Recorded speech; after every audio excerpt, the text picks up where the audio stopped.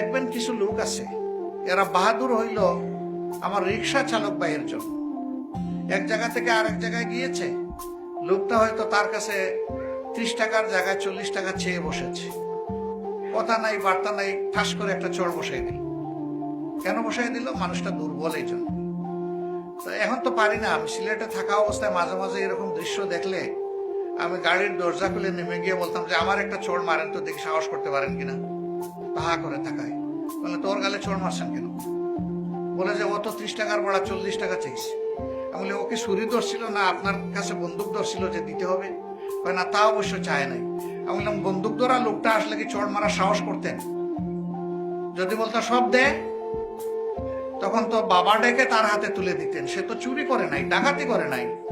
আপনি বসে আছেন আরামে সিটের মধ্যে, আর তার সমস্ত শক্তি উজাড় করে আপনাকে সে টানতেছে, এরপরে আপনি তার গালে চোর বসিয়ে দিলেন।